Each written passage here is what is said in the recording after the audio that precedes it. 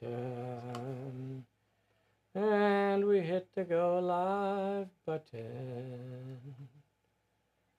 And we're going live, and we're going live, and we're going live. Hello, can you hear me?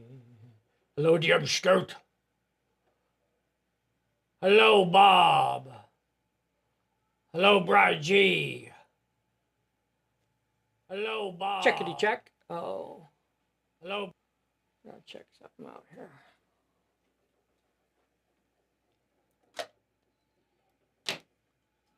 All right, let's try that again.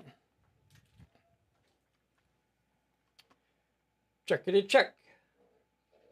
All right, we're gonna call that good. Oh, glasses. Where's my glasses? Well,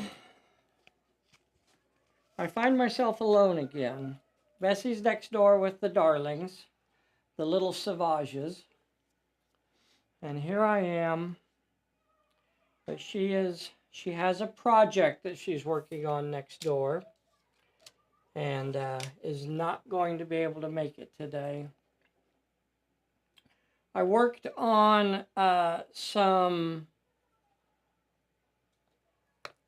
I said I don't want to... Oh, it's 8 o'clock, so that's the go live time. Hello, everybody. This is Dave here at Pulp Alley.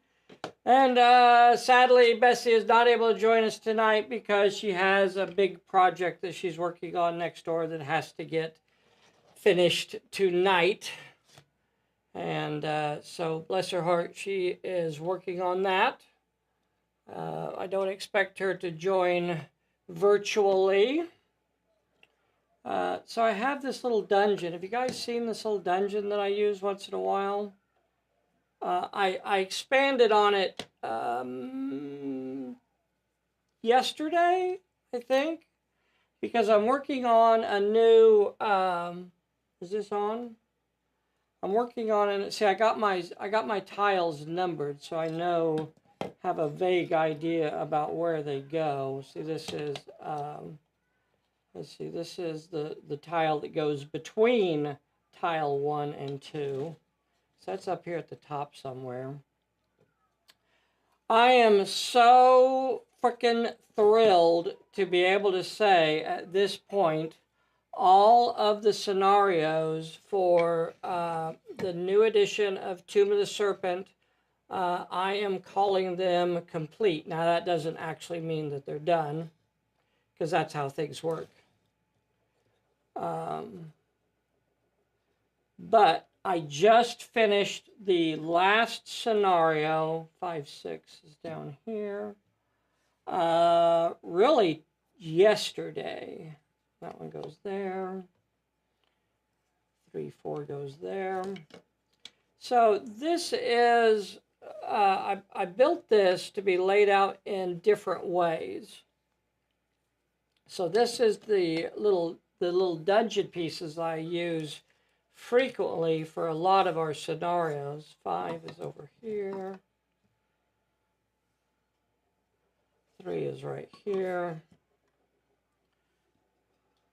Of course, it bothers me. You could tell, some of them were painted at different times, which, of course, bothers me to no end that they don't match properly, but it is what it is. And, you do as best you can, and sometimes good enough is good enough. But, so there's the new dungeon that I've expanded to. So this has this big kind of great hall, has a big entrance down here at this side of it, and then it has these side chambers, 6 of these side chambers. And it can be taken apart. So that's the biggest version of it. Now, if I pull these 3 sections out, then I have this size. And then that all fits together. That has the narrow hallway connecting the center with the 6 separate chambers going around it. And then what I can do is I can pull that hallway out. So I can pull that hallway piece out. 1, 2, 3, and then those slide over again and form like this. And then that is another one of the dungeons that we do. In this one, it is very linear, where this is normally the entrance up here, and then you cross through here, and then through here, and then down through here, and then finally in here. This is normally where the major plot point goes. But so I have 3 different layouts that I could do with this little dungeon. I'd like to make something like this, at least the plan for it available, because this is the basis of about 3 of the scenarios for Tomb of the Serpent. So I'd like this to be something that y'all can have readily available for. I'll either do it as a PDF where you guys can, at least have the dimensions and things like that we use. Would be incredibly easy to put this together. With cardboard or whatever you want to use, foam core, or just draw it on paper. It's however you want to do it. So there are several new projects. If anybody out there, where's the best place to order 30s era cars? eBay. eBay is where we get ours. And we have a fairly sizable collection of cars. Let's see, where's my camera? I could bring them over here, or I could pretend that this is going to get us there. So up there, you can see all of our trucks, or most of them. Unfortunately, I still have a decent number that haven't actually been built yet. And then down here are our sedans, our taxi, our police cars, and a little Model A over there. Very cool. So up there is more like our trucks and so on. And then, of course, we have our airplanes flying overhead up there. But most of these cars are from Ace models, and they're very difficult to find these days. I pretty much ran them out of cars. So it's unfortunate that they're so difficult to find right now. But it is what it is. Now, a lot of people swear by 3D printing.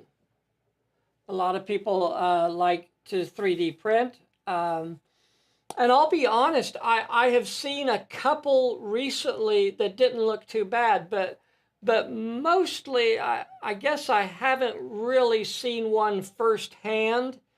Any of them that I've actually held in my hand, the 3D printed ones, I just kind of went, not quite what I'm looking for, something about it just doesn't click with me. That doesn't mean they're not good to use. Hey, there's a Man of Action on here. You found the right place. We got a Newt Pond Skipper. We got a Vern Jeske. So those are all 1/48 scale Ace models. And then I also have a couple Tamayas. I also have some, now Ace models is out of Ukraine. So maybe that has something to do with the production of those models. I don't know. And also, what's that other company that I get out of the Ukraine? Oh, doggone it. There's another model company that does mainly like military vehicles and trucks. Well, even those sedans were technically 1/48 scale Russian staff cars because everybody knows the story. That they were basically just Model A cars, or at least designed off of Model A's, Ford Model A's. Dang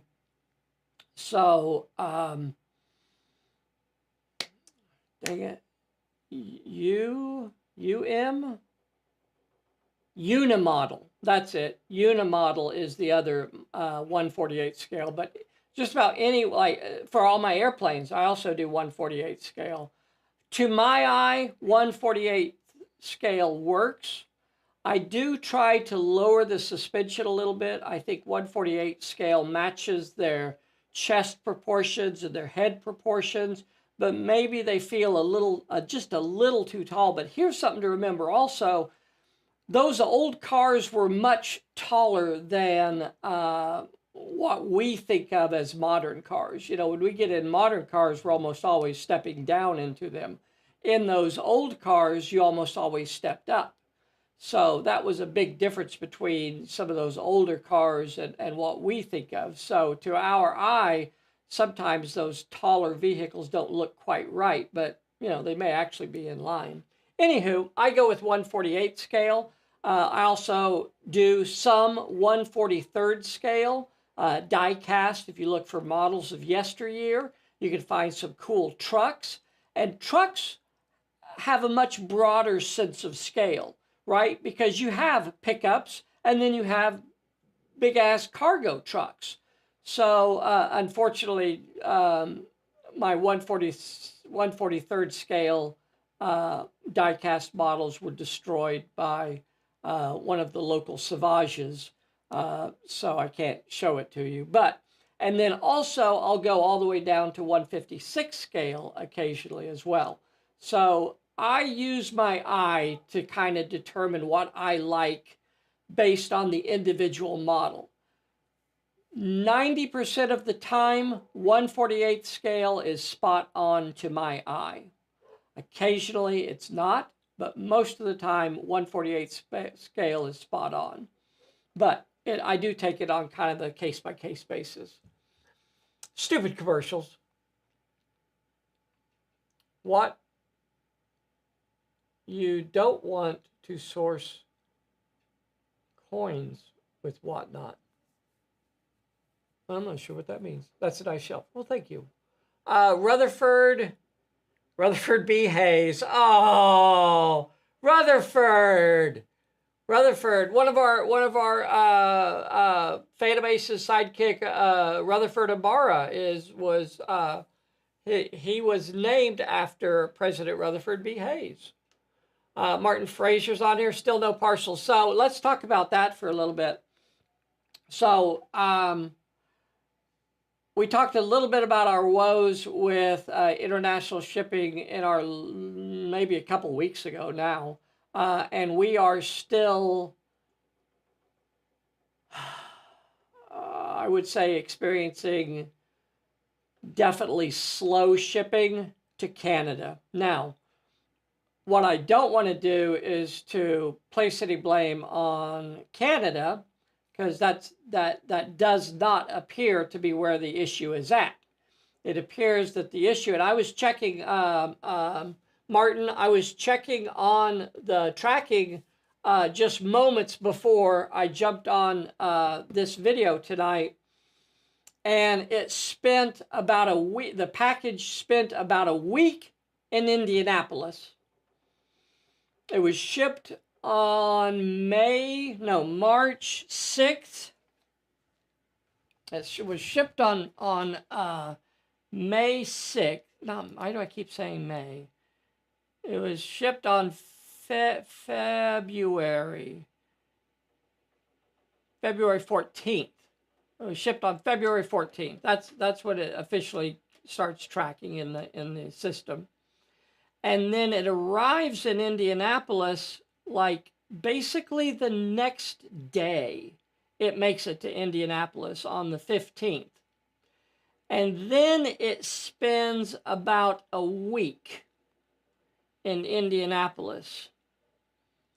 On March 5th, it appears on March 5th, which is about 10 days before it's on its way again. So over a week in Indianapolis.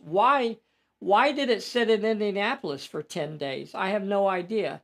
And now it's en route on May, I keep saying May, March 6th. Now it's in Chicago, which is a nightmare unto itself, my boys and girls. My dislike of Chicago goes back to when we used to fly through Chicago to go to, Regina or up into Canada. We'd often at times, end up going through Chicago, and one of the worst airports I've ever had the misfortune of having to fly through. Always had difficulties in Chicago airport. Now, of course, that was in another lifetime. So, you know, maybe 20 years ago. So I can't, you know, speak to recent activity. But when I was flying a lot, that was a problem. Um, so now we're going on like 3 weeks, and it still has not made it out of the United States. Yeah, yeah, we're basically on 3 weeks now, and that you can't blame Canada for that. That's U.S. Postal Service. 3 weeks just to get it to Chicago. Holy crap!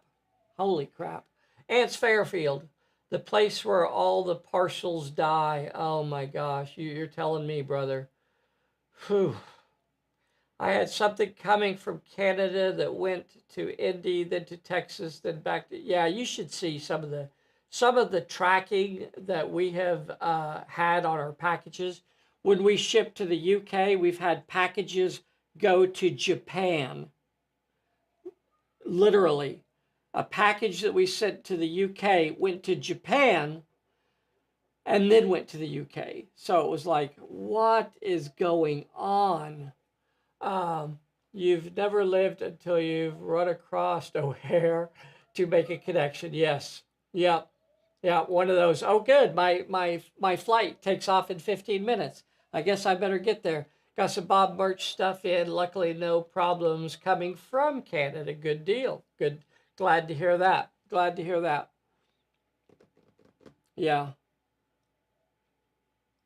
Yeah. Yeah. Anywho, so really glad to be, you know, at least as far as the scenarios are concerned, reaching the end of that design process. Now it's about writing all of the connecting stuff. Now it's about, you know, connecting chapter 1 to chapter 2, you know, what is going to play in there, and then connecting chapter 2 to chapter 3. And somewhere along the lines, you know, we're going to introduce some sort of balancing in there so if you want to take a league that has a lot of reputation, it has a lot of experience, has played a lot of games, and you've kept track of it through the years, then, or a year or so, then you could still take that into Tomb of the Serpent, and there will be a few things that will kind of balance the forces of Apophis, right? Because if you bring in someone with lots of reputation, your reputation precedes you, and the cult of the serpent then is on the lookout for you, and you know, committing more assets to stop you from interfering in their activities. So that's the idea, is that there's a little bit of a balancing act in there. We're also wanting, other than for the first chapter 1, which is technically each player really only plays one scenario in chapter 1, and those scenarios are intended to be played solo. Those scenarios for chapter 1, now you can do them with a game master, but they are intended to just be played with one league. Now, after chapter 1, and that's only the first scenario basically that you play in the Tomb of the Serpent campaign, and then as you go into chapter 2, and into chapter 3, from there on, all of the scenarios can be played versus and co-op and solo until you get to the very last scenario. And the very last scenario, which is the Serpent's Tomb, when we get to the very last scenario, it can be played co-op or solo. And I'm going to have to take that back. I think the Well of Souls, maybe. I don't remember now off the top of my head. Maybe the Well of Souls also, you couldn't do that one versus. But for the most part, it's built around the idea of doing solo, and it takes me forever for me to get stuff from New York. I think they shipped to Marrakesh before to New York. Okay, that makes sense. That makes sense. So yeah, the boxes to Canada still, who knows? You know, I don't know. So that brings me to second thing that were in the works, and it's probably too early to really talk about it a lot, but that doesn't stop me from doing so anyway. is that we're hoping to get Chris Abbey with Sally Forth in the UK, and he does a pretty good mail order business over there. Not mail order, but web store business over there. Next time we'll use UPS. Yeah, I know they charge more. I know, and I don't know. I was about to ship at UPS. I was about to, and then they told me that the issue was resolved, and then it hasn't come back to me, and that's my biggest dread. If it comes back to me again, it's just like, oh, just absolute frustration over these packages. I don't care anymore.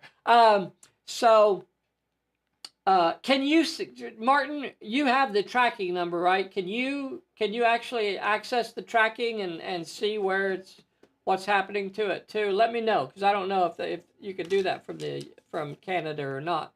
But you may have to either at least, yeah, like I could just type it into Google or something like that, and it'll show me where the packages are going. Um, I don't have to log into the USPS system anyway.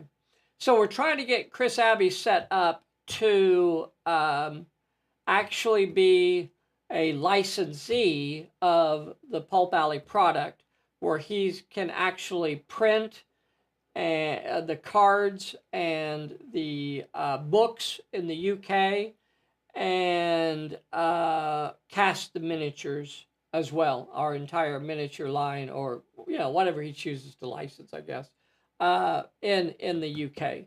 So we're gonna try to make that happen this year.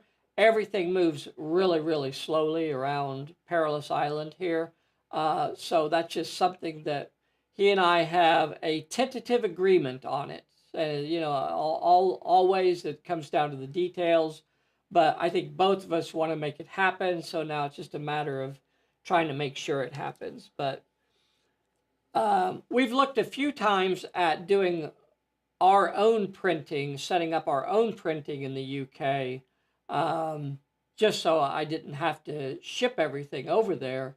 But I couldn't find a really good card printer over there. So if anybody's in the UK and a good card printer, it has to be something that does slowly spreading its tet. So if somebody knows a good card printer over the world, yep. If somebody knows a good card printer in the UK, that and for us that means cheap. Cheap for Pulp means very little dinero, because that's slightly more than we make. So we'd like to be able to print over there, but right now, if Chris Abbey takes on this licensee sort of idea, then he will. International item has left originating country and is en route to Canada. Has left originating country and is en route to Canada. Well, that's nice.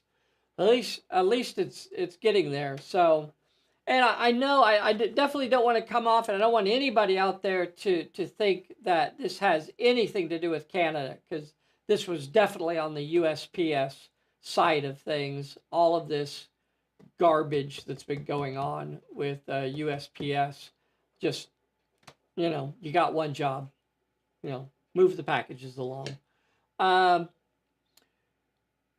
So I still hope, I still pray that we could get Tomb of the Serpent released this year.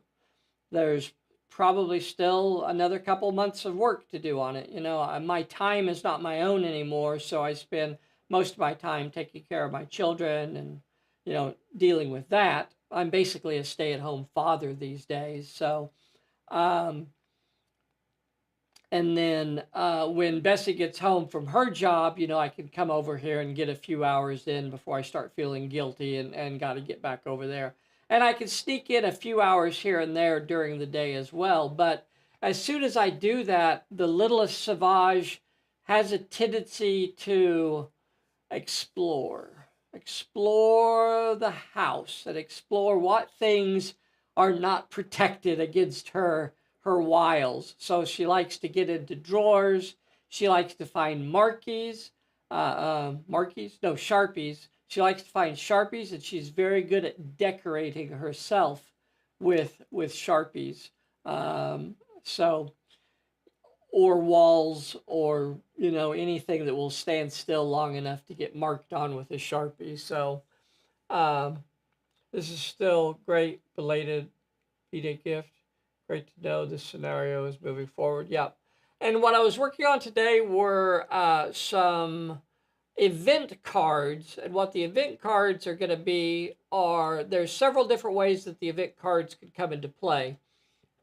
One is that they can be a result of a random event, right? So before this scenario, you roll to see if you get a random event. And then if you land on one of these event cards, then you could just set it out there on the table to help you remember that it's in play and that what the rules are. You don't have to sit there with the book open or whatever. You can also, some of the events could be built into a scenario as well. So you could have a scenario that just says, at the start of this scenario, put this event into play. And they could also be part of the balancing of the high reputation leagues. High reputation leagues could be more susceptible to some of those sorts of events as well, as the eye of Apophis turns towards you to stop you from thwarting their evil deeds. So anyway, lots of fun stuff. If anybody out there would like to write a book for Pulp Alley, there are plenty of templates to base your work on. If anybody would like to, compile the scenarios from